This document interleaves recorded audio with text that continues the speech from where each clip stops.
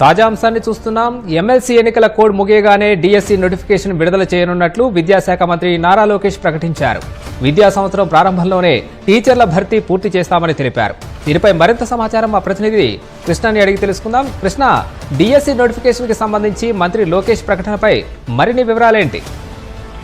అనుదీప్, ఏదైతే పార్టీ కేంద్ర కార్యాలయం ఎన్టీఆర్ భవన్ లో మంత్రి నారా లోకేష్ వివిధ అంశాలపై మీడియాతో ఇష్టాగోష్ఠి మాట్లాడారు. ఇందులో ప్రధానంగా ఏదైతే ప్రస్తుతం రాష్ట్రంలో ఎమ్మెల్సీ కోడ్ అమల్లో, ఎమ్మెల్సీ ఎన్నికలకు సంబంధించి షెడ్యూల్ విడుదలైనందున అందులో భాగంగా కోడ్ అమల్లోకి వచ్చింది కాబట్టి ఆ కోడ్ గడువు ముగియగానే డిఎస్సి నోటిఫికేషన్ ఇస్తామని చెప్పి ఆయన ప్రకటించారు. మార్చిలోనే దీనికి సంబంధించిన ప్రక్రియను ప్రారంభించి వచ్చే విద్యా సంవత్సరం ప్రారంభంలోగా ఈ టీచర్ల భర్తీ పూర్తి చేస్తారు. ఏదైతే 16,352 పైగా ఉపాధ్యాయుల పోస్టుల భర్తీకి గతంలో తాము ప్రకటించి ఉన్నారో వీటి అన్నిటికీ భర్తీ పూర్తి చేస్తామని చెప్పి కూడా అన్నారు. ఈ ప్రక్రియ విద్యా సంవత్సరం జూన్ లో ప్రారంభమవుతుంది కాబట్టి ఒక నెల అటు ఇటుగా జూన్ జూలైలోగా ఈ ప్రక్రియ అనేది పూర్తవుతుందని చెప్పి లోకేష్ స్పష్టం చేయడం జరిగింది. అలాగే ఏదైతే టీచర్ల బదిలీకి సంబంధించి పారదర్శకంగా ఉండేందుకు ట్రాన్స్ఫర్ యాక్ట్ అనేది కొత్తగా తీసుకురానున్నట్లు ఆయన వెల్లడించారు. అలాగే ప్రతి విద్యాశాఖలో తీసుకునే ప్రతి నిర్ణయంలోనూ ఉపాధ్యాయులను భాగస్వాములు చేస్తున్నామని చెప్పి కూడా ఆయన స్పష్టం చేశారు.